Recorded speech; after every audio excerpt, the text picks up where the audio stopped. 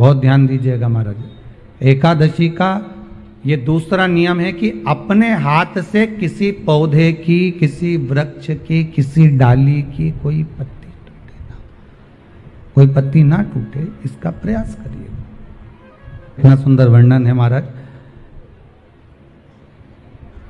कि मात्र एकादशी का व्रत कर लेने पर, मात्र एकादशी का व्रत कर लेने पर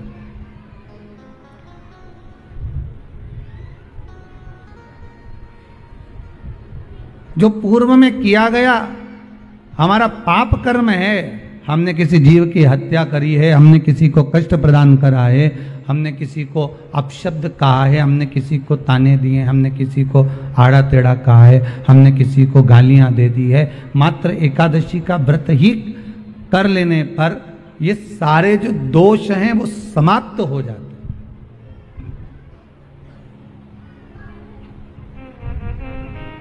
सारे दोष हमारे समाप्ति पर आ जाते हैं।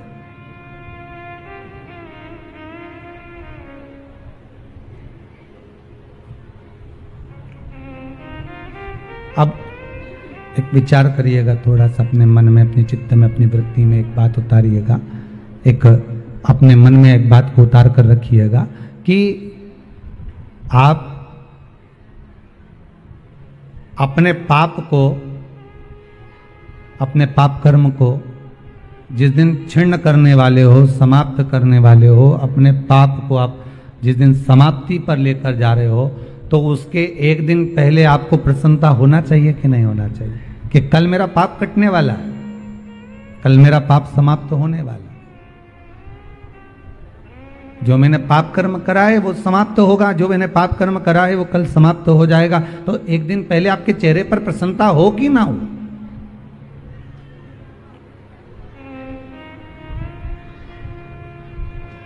और चेहरे पर वो प्रसन्नता आपके आना चाहिए कि कल मेरा एकादशी का व्रत है, आज दशमी है, कल एकादशी का व्रत है, तो कल मेरी जब एकादशी का व्रत रहेगा तो मेरा ना जाने कितना कितना पाप, कितना असत्य, कितना झूठ, कितना प्रपंच वो समाप्त हो जाएगा। इसमें मुझे प्रसन्नता हो, इसमें मुझे आनंदता हो।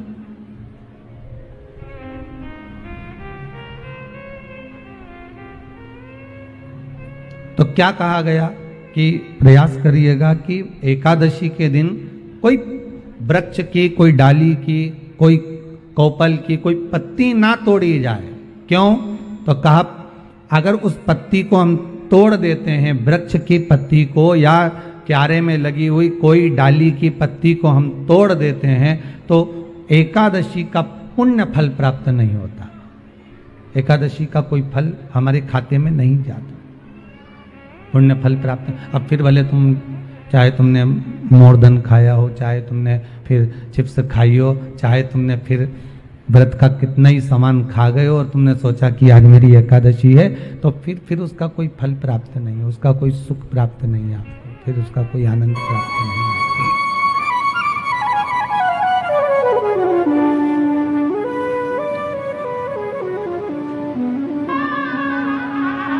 और हम और आप विवादों में घिरे हुए हैं, हम और आप विवादों में घिरे हुए हैं। हम कहते हैं, कोई कहता है शंकर के मंदिर मत जाना, कोई कहता है शंकर जी का जड़ा हुआ जल मत पीना, कोई कहता है शंकर जी को बेलपत्र मत चढ़ाना, कोई कहता है शंकर का प्रसाद मत खाना, कोई कहता है राम जी के मंदिर मत जाना, कोई कहता है कृष्ण के मंदिर मत जाना, कोई कहता है इसके मंदिर मत जाना, उसका प्रसाद मत खाना, हम वाला, वो कहता है शिव वाला। पर इनमें भेद नहीं है, कोई भेद नहीं है। भगवान के राम कृष्ण शंकर मेरे नारायण में कोई भेद नहीं।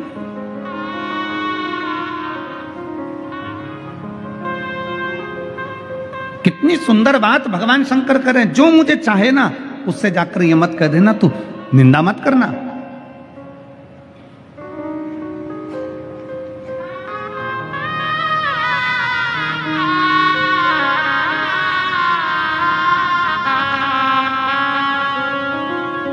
भगवान शिव की कथा कहती है कि शंकर को निंदक प्रिय नहीं है, प्रिय नहीं है।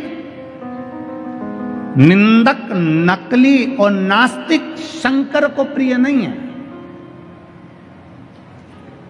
कल कथा में क्या कहा था आपको? सबको याद है कथा की बात? जम के बोलो जरा। कल कथा में कहा था कि शंकर भगवान को एक बूंद दूध चढ़ाओ, एक चम्मच दूध चढ़ाओ, पर असली चढ़ाओ, देसी गाय का चढ़ाओ, नकली मत चढ़ाओ। सुना था कि नहीं सुना था? जम के बोलो जरा। सुना था ना? क्योंकि शिव जी को नकली प्रिय है ही नहीं।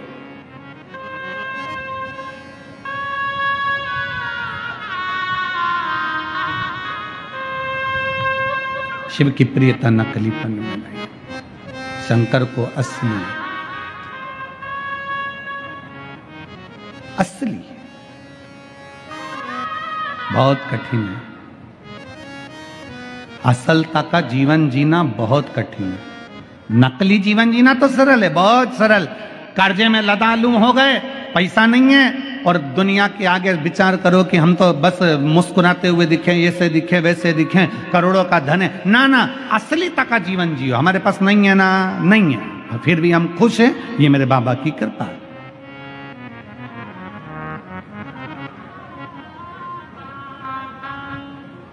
नकली तक का जीवन नहीं जीना। अब नकली तक का जीवन जीने से मालूम पड़े शादी होना है, बता दिया साहब हमारी लड़की सिलाई भी जानती है, बुनाई भी जानती है, कढ़ाई भी जानती है, और भोजन बनाना भी जानती है, और साहब हमारा लड़का इतना बढ़िया लड़का वहाँ जॉब कर रहा है, और वहाँ है, ऐसा है वैसा है। जो सत्य है वो सत्य है। एक पत्र है,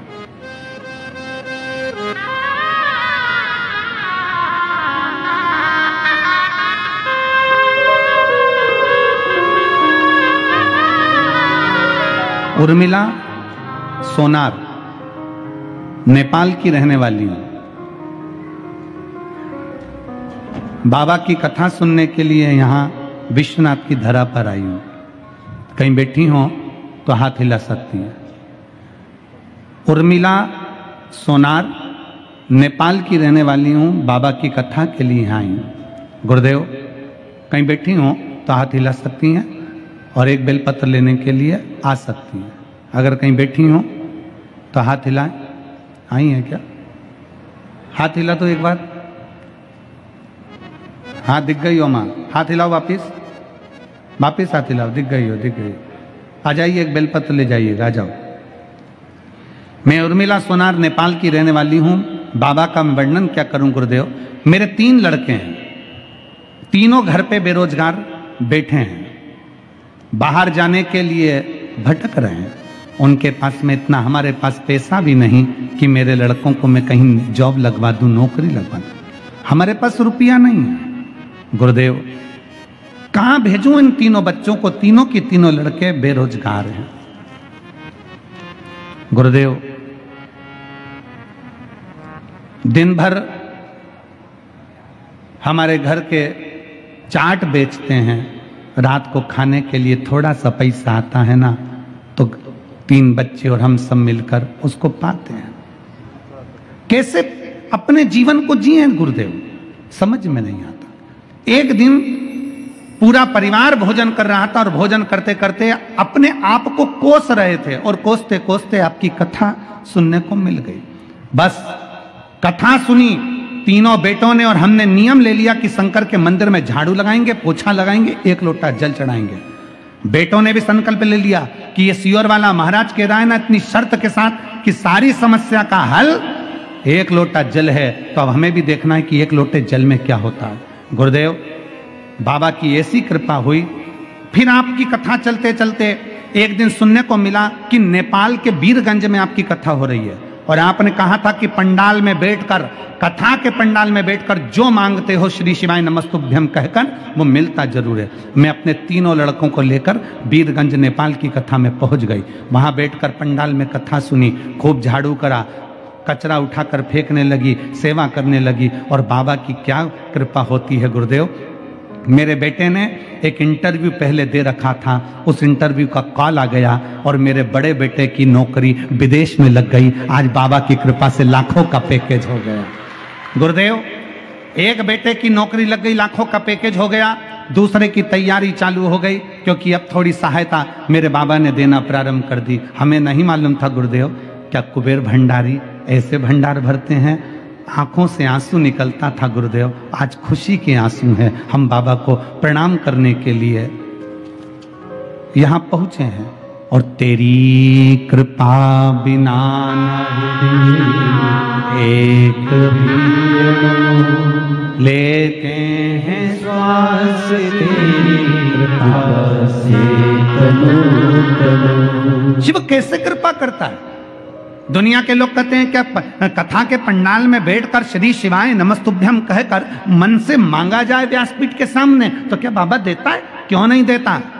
फिर निवेदन करूंगा, इस पूरे प्रांगण में, पंडाल के अंदर, पंडाल के बाहर लाखों की संख्या में आप लोग बैठे हो, लाखों की संख्या में। दिल से बाबा से कहना, दिल से सुनेगा। 3 महीने में मेरा बाबा तुम्हारी भी झोली भरेगा, वो देगा। दिल से कहा,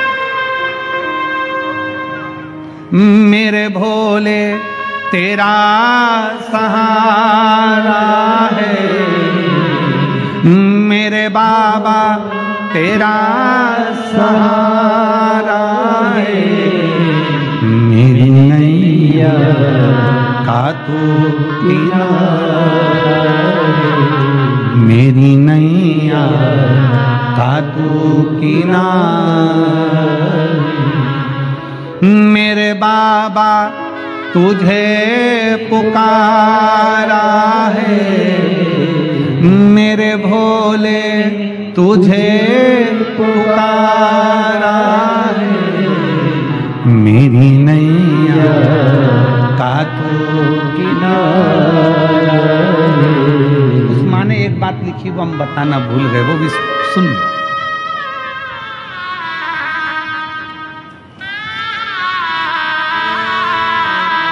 गुरुदेव, विदेश में जाने के लिए, टिकट के लिए लाखों रुपए चाहिए रहते हैं। कहां से आते हैं? बेटे ने कहा, मां 4 से 5 लाख रुपए लगेंगे। पैसे कहां से आएंगे? कॉल लेटर तो आ गया, पैसे कहां से आएंगे जाने के लिए? मां लिखती है, तो पासपोर्ट बनवा, व्यवस्था बाबा करेगा। गुरुदेव, जिस दिन पासपोर्ट बनवाया और शंकर के मंदिर में जाकर हम तीनों बेटे और मां ने जब बाबा के चरणों की झाड़ू लगाई है ना, जल लाकर घर के दरवाजे पर छीटा है ना, वहीं विदेश से कॉल आया कि तुम्हारे टिकट के लिए पैसा तुम्हारे खाते में डलवा दिया गया।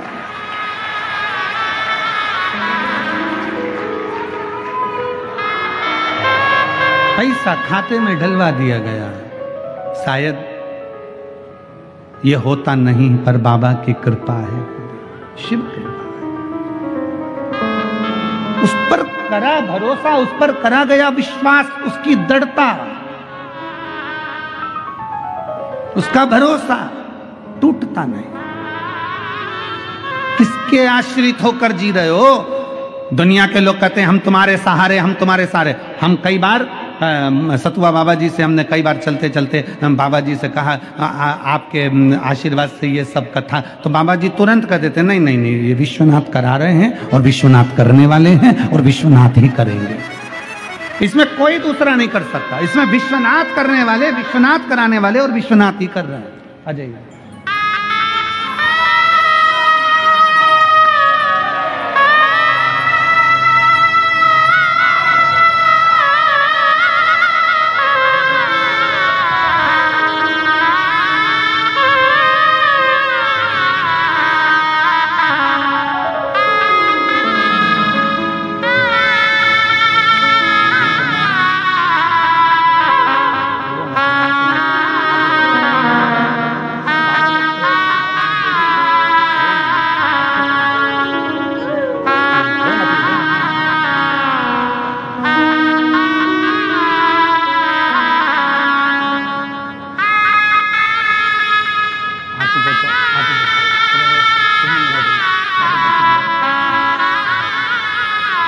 रिश्ता तेरा मेरा सबसे प्यारा, रिश्ता तेरा नेपाल से आई हैं, बेटे की जॉब लग गई है, चाट का ठेला लगाते थे, जो मिल जाता था खा लेते थे। कभी नहीं सोचा था कि बाबा कुबेर भंडारी ऐसा भंडार भर देगा।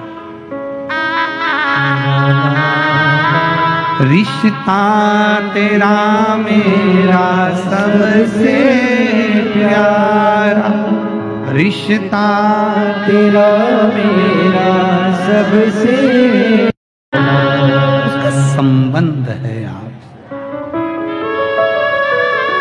उसकी रिश्तेदारी है आपसे।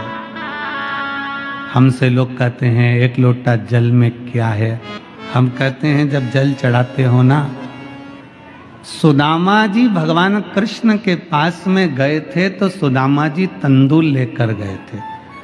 भगवान तंदूल फाँकते समय पोटली को देख रहे थे जो सुशीला सुदामा की पत्नी की साड़ी का पल्लू था।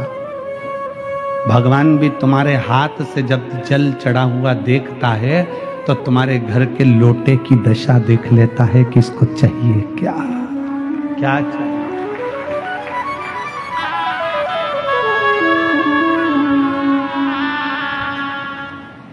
संबंध शिव से है।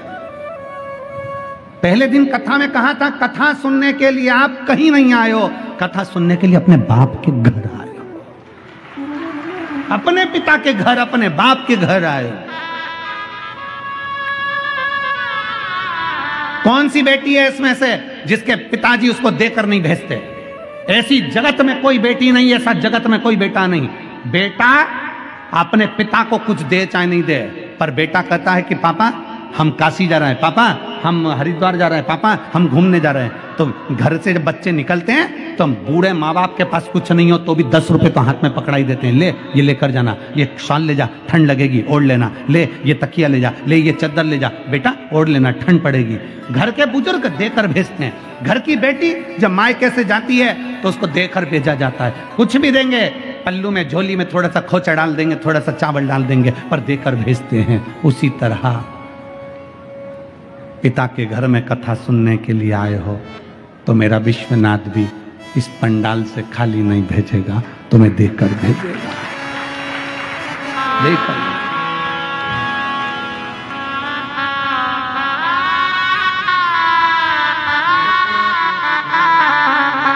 आप उसके संबंध बनाइए, आप उससे रिश्ता जोड़िए।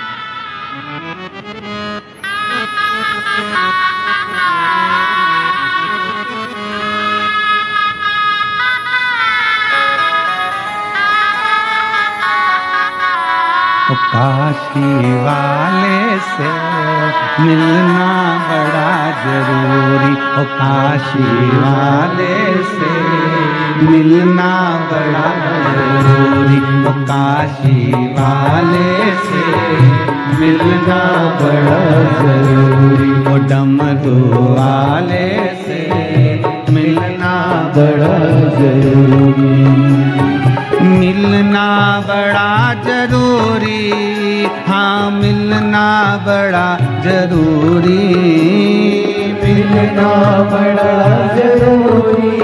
वहाँ बैठकर भगवान देवाधिदेव महादेव की पवित्र शिव महापुराण की कथा के पवित्र भाव को भजते हुए शिव नाम का स्मरण करेंगे।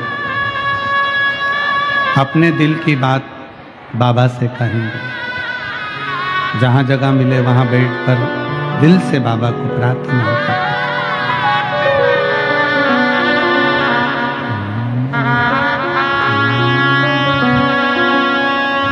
श्री शिवाय नमस्तु, श्री शिवाय नमस्तु, श्री शिवाय नमस्तु, श्री शिवाय नमस्तु, शिवाय नमस्तु भोला सब दुख काटो ओ भोला सब दुख काटो शिव शंकर जपो तेरी माला भोले बाबा जपो तेरी माला भोला सब दुख काटो ओ भोला सब दुख काटो वेश है मंगलकारी वेश है मंगलकारी शमशान वासी हमारा शमशान वासी। अहंकार व्यक्ति को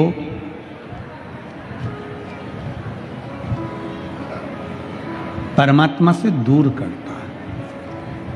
जिस दिन हमने अहंकार का त्याग कर दिया, अभिमान का त्याग कर दिया, उस दिन ये समझ लेना कि परमात्मा हमारे करीब में आ गया। शिव के करीब में आने का सबसे सुंदर तरीका है अपनी अभिमतता का त्याग कर दो, अपने अहंकार का त्याग कर दो।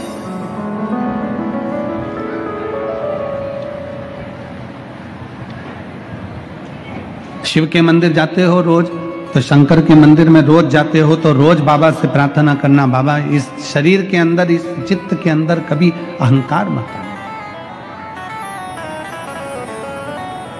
और आना भी नहीं चाहिए।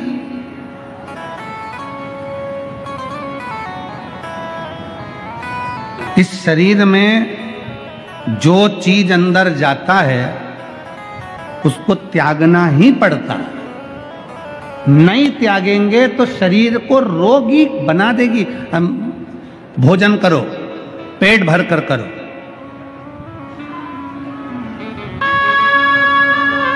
खूब पेट भर कर खा लो, खूब पेट भर करो।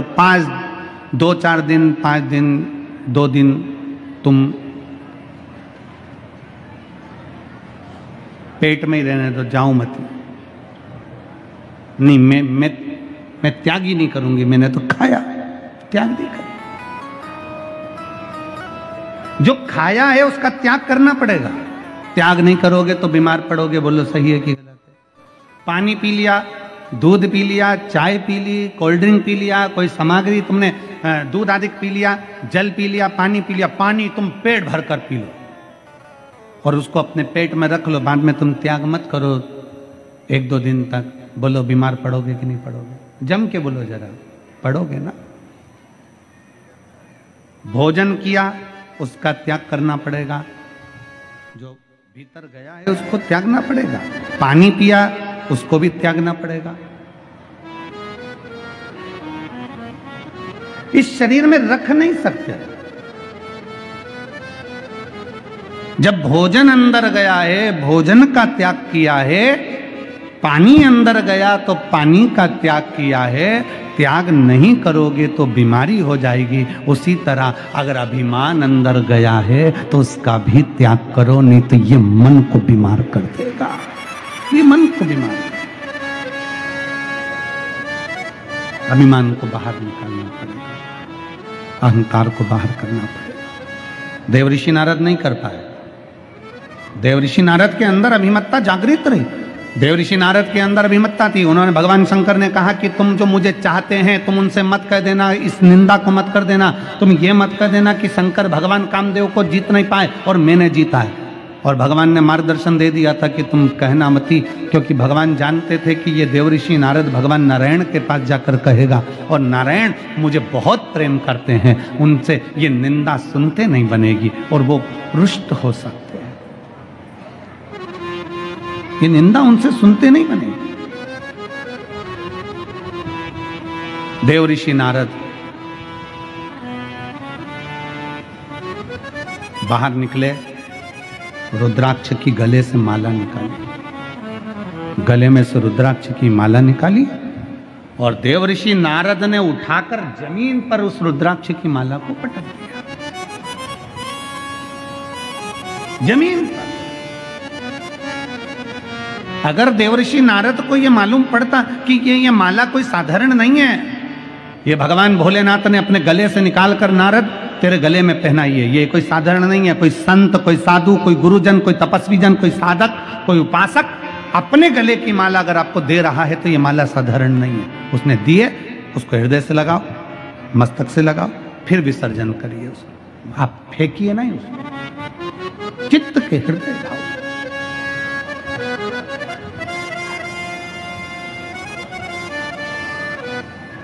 हमारे सतुआ बाबा जी तो कहते हैं, जब विश्वनाथ जी के मंदिर में दर्शन करने गए और विश्वनाथ जी के मंदिर में से इतनी सारी माला उन्होंने पिना दी, पुजारी जी ने, उनको नमन करता हूँ, खूब सारी माला उन्होंने, जितनी देर अभिषेक चलता रहा उतनी देर वो माला पहनाते, खूब सारी माला बाबा जी को भी पहनाई, हमको भी पहनाई।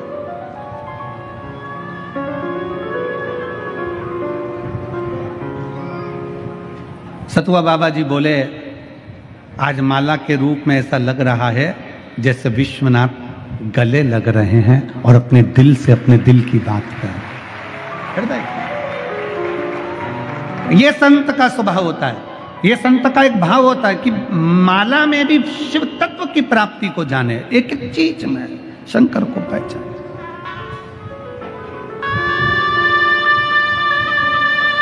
और मेरे भोले तेरा सहारा, हम हर चीज में शंकर को पहचानने का प्रयास करें। देवऋषि नारद ने रुद्राक्ष की माला को उतारकर जमीन पर फेंक दिया, चल दिए। सामने से नंदी आ रहे थे, नंदी ने देखा कि बाबा के गले की रुद्राक्ष की माला जमीन पर पड़ी है, जमीन पर।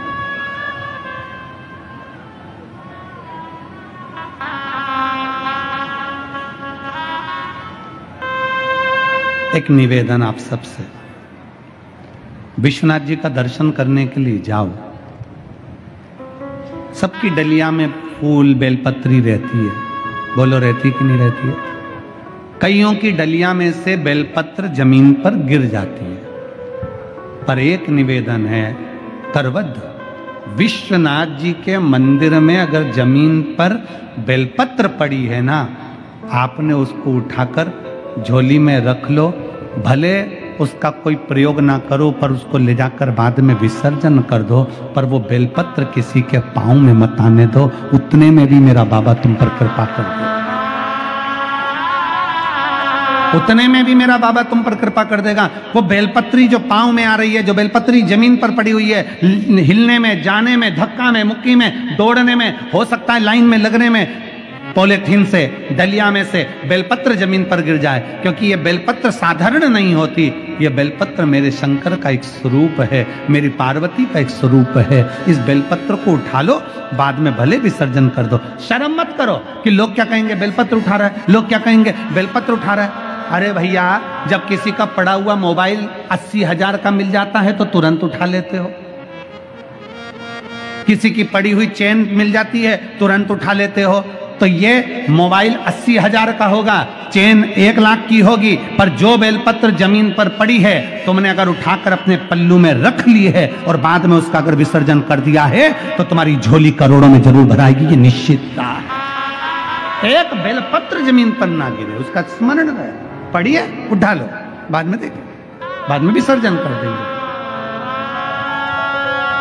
थोड़ा अपने को सुधरना पड़ेगा, हम सुधरेंगे, जम के बोलो जरा, युग सुधरेगा, हम बदलेंगे। गायत्री परिवार वाले बोलते हैं ना, हम बदलेंगे युग बदलेगा, हम बदलेंगे युग बदलेगा। कब बदलोगे? जम के बोलो, आज से। मंदिर जाओगे दर्शन करने के लिए, बेलपत्री जमीन पे पड़ी है, अपने पल्लू साथ में उसमें रखते जाओ, बाद में आओ विसर्जन कर दो, कोई बात नहीं।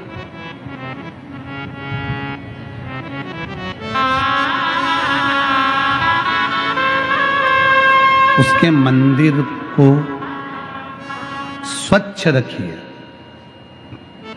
स्वच्छ, उसके मंदिर को स्वच्छ रखिए। वो तुम्हारी जिंदगी को स्वच्छ कर देगा, तुम्हें कभी भटकने नहीं देगा, कभी नहीं। स्वच्छ रखिए। देवऋषि नारद ने रुद्राक्ष की माला को फेंक दिया, नंदी ने उठा ली, नंदी लेकर भगवान शंकर जी के पास पहुंच गए। हर हर महादेव। जैसे ही नंदी पहुंचे, भगवान शिव जी ने पूछा, नंदी बड़े क्रोध में आए हो, बड़े गुस्से में आए हो, बड़े क्रोध।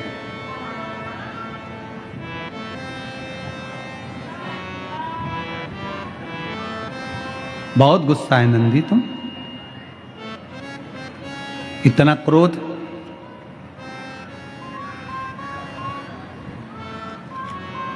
इतना क्रोध, ये ठीक। क्यों इतना क्रोध कर रहे हो? इतना गुस्सा किस लिए?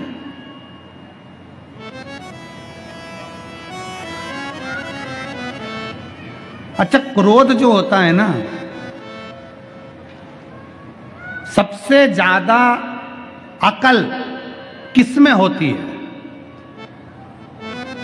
बोलो, जल्दी बोलो, उत्तर दो। सबसे ज्यादा अकल किस में होती है? सबसे ज्यादा अकल क्रोध में होती है। किस में होती है? क्रोध में। क्यों? क्रोध हमेशा कमजोर व्यक्ति पर आता है, कभी बोल्ड पर नहीं आता है। किसी दमदार व्यक्ति पर कभी क्रोध नहीं आएगा। क्रोध हमेशा कमजोर पर आएगा, जो तुम्हारी सुन लेगा। इसलिए क्रोध में अकल बहुत होती है। वो भिड़ता ही नहीं कभी बलवान से। तुम खुद देख लो, तुम्हारे घर में तुम देखो, पति को अगर क्रोध आता है, बहुत तेज क्रोध आ गया, तो वो बच्चों को कूट देता है, सबको अपशब्द कर देता है, मम्मी पर भी चिल्ला चोट कर देता है, पापा पर भी चिल्ला चोट कर देता है, पर चंद्र घंटा पे मान लो वो खड़ी है ना, वो बाजू में तुम्हारी पत्नी, और तुम्हें गुस्सा आ रहा है, तुम बोल के बताओ, तुम एक सुनाओगे, वो चार। वो तुरंत उसको रोज आदत में, रोज जगदीश भगवान की आरती करती है, तेरा तुझको, उसको ये आदत में कि तुमने मुझे कहा और मैंने तुम्हें सुनाई, तुम दो, वो चार। वो बोले ही नहीं उससे, वो सबको कूट दे, मार दे, चिल्ला चोट कर दे, सब कुछ कर दे, पर वो उस पर ना। क्रोध में अकल। नंदी, हे नंदी, तू इतना क्रोध में क्यों है? नंदी कहता है, मुझे क्रोध इसलिए आ रहा है क्योंकि देवऋषि नारद ने आपके गले के रुद्राक्ष की माला को जमीन पर पटक दिया। रुद्राक्ष की माला? हाँ, कोई बात नहीं। अब जरा ध्यान देना, बहुत सावधानी से सुनना। प्रश्न करने वाले प्रश्न करते हैं कि शंकर जी को भस्म कर देते हैं, क्रोध कर देते हैं। शिव पुराण कहती है, जिसके गले की माला देवऋषि नारद ने जमीन पर पटक दी हो, वो शंकर कह रहे हैं, नंदी गुस्सा मत करो, क्रोध मत करो, अब जो हो गया वो हो जान दो। माला मुझे दे दो, मैं वापिस पहन लूंगा। माला मुझे दो, मैं वापिस पहन लूंगा। वापिस? हाँ प्रभु। शंकर भगवान नंदी कर रहे हैं, आप देवऋषि नारद के गले की चढ़ी हुई माला वापिस पहन लोगे? शंकर भगवान कहते हैं, सुनो नारद, बेलपत्र और रुद्राक्ष, तुलसी का दल, ये तीन ऐसे हैं जो कभी अशुद्ध नहीं होते। ये शुद्ध की शुद्ध है।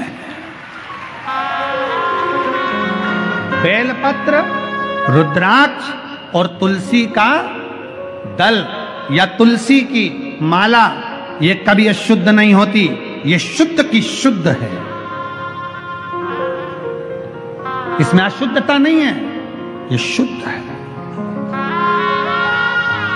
अब कई माताएं बड़े बहुत सारे प्रश्न करते हैं, कई लोग प्रश्न करते हैं, अरे गुरुजी तुमने तो सबको गले में रुद्राक्ष पहना दिया, अरे गुरुजी तुमने सबके गले में रुद्राक्ष पहना दिया, कोई यहाँ जा रहा, कोई वहाँ जा रहा, कोई ये कर रहा, कोई वो कर रहा, कोई गुटखा खा रहा, कोई पान खा रहा, कोई ये कर रहा, कोई वो कर रहा, और तुमने सबको कह दिया कि रुद्राक्ष पहनो, रुद्राक्ष पहनो, उसका दोष नहीं लगेगा? शिव महापुराण की कथा कहती है, अगर तुम्हारे गले में रुद्राक्ष है, तुम हॉस्पिटल में जा रहे हो, चाहे दुनिया में कहीं पर भी जा रहे हो, रुद्राक्ष शुद्ध का शुद्ध रहता है, रुद्राक्ष कभी अशुद्ध नहीं होता।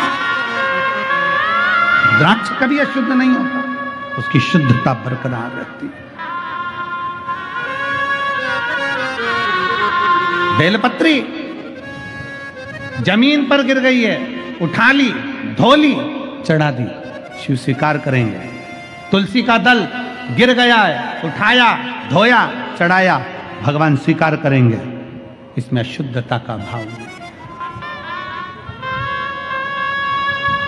अशुद्धता का भाव।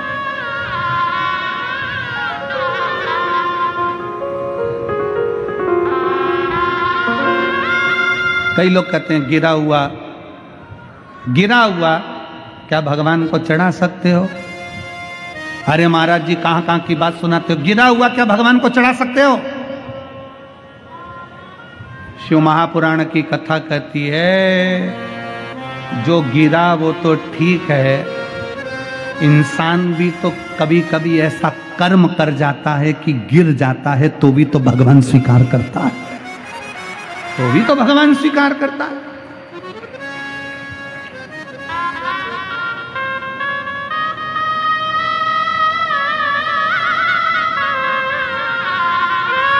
हम जैसे हैं, शिव वैसा हमें स्वीकार करता है, होता है, सबको स्वीकार करिए। अभी हमारे ये केसरी जी और ये सब पूरी टीम समिति की भोजन भंडारा चला रही होगी, भंडारा चल रहा होगा तो भंडारे में मिर्ची भी आती होगी, हरी मिर्ची। कहाँ है केसरी जी, कहाँ है? मिर्ची वगैरह ला रहे हो कि ना ला रहे हो? ला रहे हो ना? है?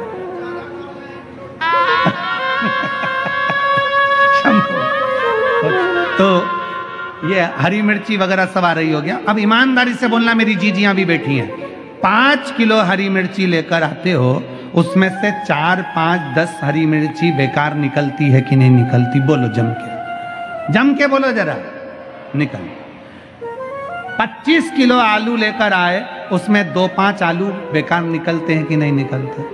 बोलो जम के बोलो जरा, निकलते, ठीक है। बैंक से नोट की गड्डी लेकर आए, उसमें 1-2 नोट बेकार फटेले निकलते हैं कि नहीं निकलते? नोट की गड्डी में 2 नोट फटे निकल जाते हैं। आलू 25 किलो में 5-4 आलू बेकार निकल जाते हैं, सड़े निकल जाते हैं। 10 किलो मिर्ची में 2-5 मिर्ची सड़ी निकल जाती है। 2-4 किलो टमाटर में 1-2 टमाटर सड़े निकल जाते हैं। तो ईमानदारी से बोलो, तुम वो स्वीकार करते हो कि नहीं करते कि हम आ गए, ठीक है, गड्डी आ गई, ठीक है, अब आ गए ना, स्वीकार करा ना तुमने। उसी तरह शिव महापुराण की कथा कहती है, 25 किलो आलू में से 5 आलू सड़े निकल गए, उसको तुमने स्वीकार करा। 10 किलो टमाटर में से 2 टमाटर बेकार निकल गए, तुमने उसको स्वीकार करा। 10 किलो मिर्ची में से 4-5 मिर्ची बेकार निकल गई, तुमने उसको स्वीकार करा। नोट की गड्डी में फटे नोट आ गए, तुमने उसको स्वीकार करा। तो हमारे घर में भी 2-4 लोग ऐसे रहेंगे जो भगवान को नहीं मानेंगे, भजन नहीं करेंगे, अपशब्द कहेंगे, ताने देंगे, तुम उनको भी स्वीकार करो। ये शिव पुराण का,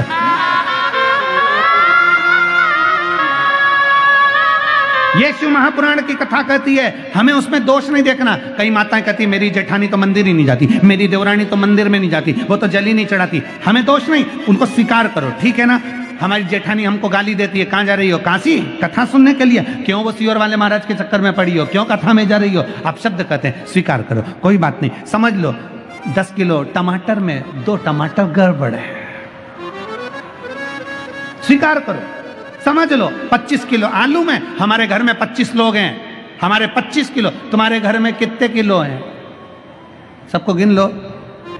पति पत्नी, 2 बेटे, सास ससुर 6 और ननन नंदोई, ऐसे मिला के तुम सबको गिनोगे तो अंदाजा लग जाएगा कि 15 किलो हो कि 20 किलो। अब 15 किलो 20 किलो में 1-2 टमाटर गड़बड़ निकल जाए तो क्या टेंशन लेना, ठीक है, चलने दो, जो होगा देखा जाएगा।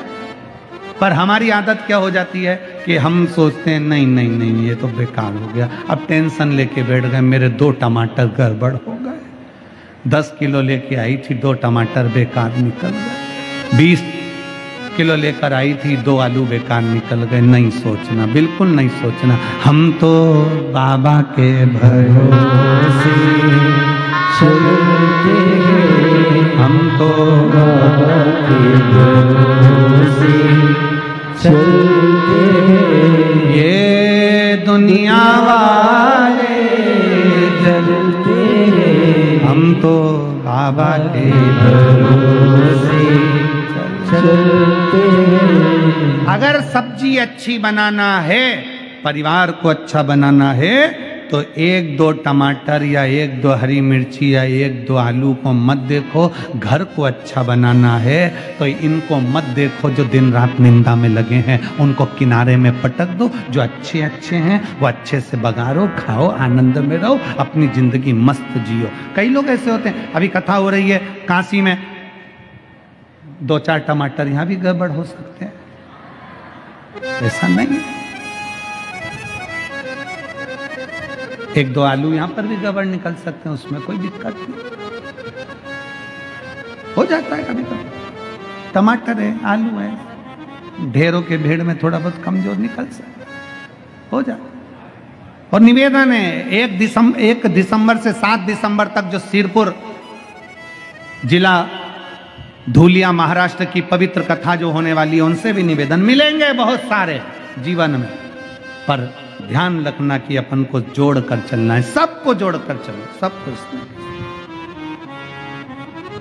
देव ऋषि नारद, तुम जाकर भगवान नारायण से कुछ मत कहना। पर नारद तो नारद थे, सीधे पहुंच गए भगवान विष्णु के पास। भगवान नारायण, श्रीमन नारायण, श्रीमन नारायण, श्रीमन नारायण, श्रीमन नारायण, पहुंच गए। भगवान विष्णु के नेत्र खुले, नारायण ने पूछा, देव ऋषि नारद आए, प्रणाम नारद जी, आइए। शंकर भगवान ने देव ऋषि नारद को बैठने के लिए स्थान दिया था। शंकर भगवान ने देव ऋषि नारद के गले में माला भी पहनाई थी, पर भगवान विष्णु ने देव ऋषि नारद को बैठने के लिए स्थान नहीं दिया। क्यों? क्योंकि भगवान नारायण जानते थे कि मेरे स्वामी, मेरे देवाधिदेव महादेव ने स्थान दिया, वहां नहीं बैठा, तुम्हें क्या स्थान? क्यों नहीं दिया? देव ऋषि नारद को भगवान नारायण ने गले में माला नहीं पहनाई। देव ऋषि नारद ने आते से कहा, सुनो भोले बाबा नारायण। भगवान विष्णु से कहा, प्रभु जिस कामदेव को भगवान शंकर नहीं जीत पाए, उस कामदेव को नारद ने जीता है। जैसे ही सुना, भगवान नारायण की आंख से आंसू बहने लगा, मेरे नारायण रोने लगे। क्यों? क्योंकि नारद, शास्त्र कहता है कि निंदा करने वाला भी पापी होता है और निंदा सुनने वाला भी। जम के बोलो जरा, ना ना ना ना, गलत बात बोल रहे हो तुम लोग। निंदा करने वाला पापी होता है और निंदा सुनने वाला महापापी होता है। अब बजाओ ताली जोरदार वाराणसी वालों के लिए, इसको कहते हैं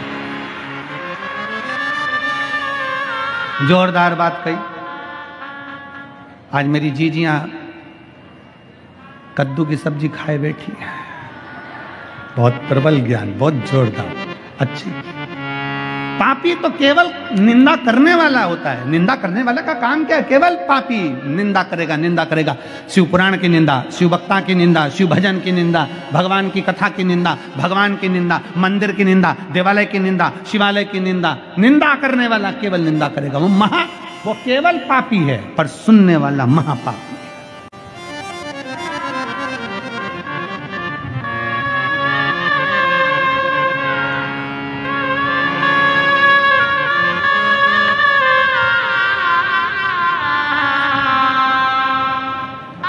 अयोध्या में राम जी बैठे थे, तुमको खुशी हुई कि नहीं हुई?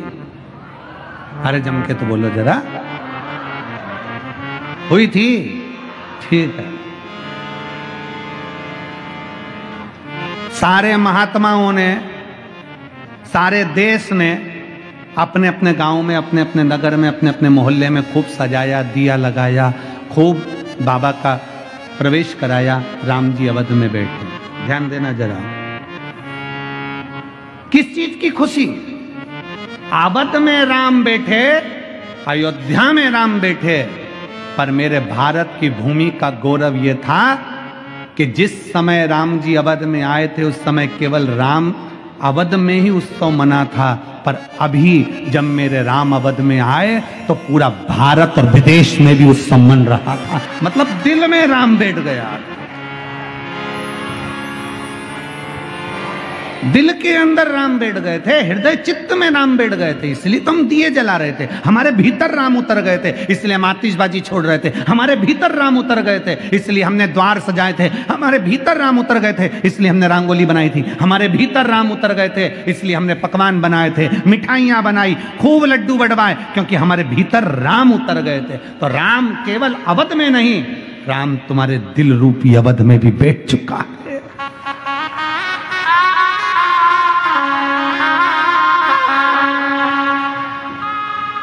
राम तुम्हारे हृदय चित्त में बैठ चुका। नारायण, भगवान नारायण को लगा यहां नारद जी ने निंदा कर दी और मैंने सुन ली। भगवान विष्णु के आंखों से आंसू बहने लगा। अरे नारद, तूने मुझे निंदा कर दी, मुझे? कानों को मेरे नारायण ने बंद कर लिया। लक्ष्मी जी ने पूछा, प्रभु तुम रो क्यों रहे हो?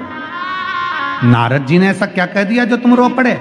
भगवान विष्णु ने कहा, नारद जी बोल रहे हैं पार्वती लक्ष्मी कि कामदेव को शंकर नहीं जीत पाए, मैंने जीत लिया। शंकर की निंदा मैंने सुन ली लक्ष्मी, मैंने सुन ली। तो लक्ष्मी कहती है इससे होगा क्या? भगवान नारायण कहते हैं, सुन लक्ष्मी, नारद ने शंकर जी की निंदा करी इसलिए इसका बंदर का मुंह लगेगा, और मैंने शंकर की निंदा सुनी इसलिए मुझे घोड़े का मुंह लगेगा, मेरा हयग्रीव अवतार होगा। निंदा सुनी है मैंने भगवान शंकर की निंदा सुनी इसलिए मेरा सिर कट जाएगा और घोड़े का मुंह लगेगा, क्योंकि मैंने निंदा सुनी है। और इस देवर्षि नारद ने निंदा करी है इसलिए इसको बंदर का मुख लगेगा। रामचरितमानस में आता है, नारद जी स्वयंवर में पहुंचते हैं और वहां बंदर का मुख लगे हुए बैठ जाते हैं। क्यों बंदर का मुख लगा? लोग कहते हैं नारद जी का विवाह नहीं होने देना था, ऐसा होना था। नहीं नहीं, नारद जी ने शंकर की निंदा कर दी थी इसलिए बंदर का मुख लगना था। शिव महापुराण की कथा कहती है, शिव की निंदा करने वाला, शिव की निंदा सुनने वाला एक बार नहीं कई बार पशुओं का जन्म लेता है और आखिरी में जन्म ले लेकर थक जाता है। तब किसी शिवालय में, किसी देवालय में वहां के स्वान बनकर जन्म लेकर वहां का चढ़ा हुआ जल और दूध चाट लेता है। तब उस स्वान की योनि से छूटकर फिर परमात्मा की शरणागति में कोई अच्छा जीव बनकर आता है। निंदा शंकर को प्रिय नहीं है। शिव निंदा से परे, निंदा से दूर। अगर तुम्हारे पास कोई आए, शिव महापुराण की निंदा करे, शंकर की निंदा करे, शिव भक्त की निंदा करे, शिव भक्ता की निंदा करे, शिव की उपासना की निंदा करे, उसी समय वहां से उठकर चल दो। ए भैया चुप बैठ, मैं नहीं सुनूंगी। तेरे मुंह से एक आवाज मत निकालना, हर हर महादेव, वहां से चल दो। कोई निंदा करे भगवान की, वहां से चल दो। शंकर की कोई निंदा करे, राम की कोई निंदा करे, कृष्ण की कोई निंदा करे, वहां से चल दो। निंदा नहीं सुनना, निंदा।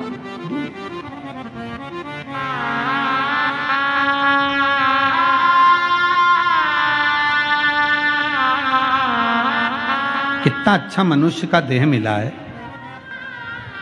परमात्मा का भजन करो। रात्रि के समय पर हमारे वो विकास पंडित जी कह रहे थे, गुरु जी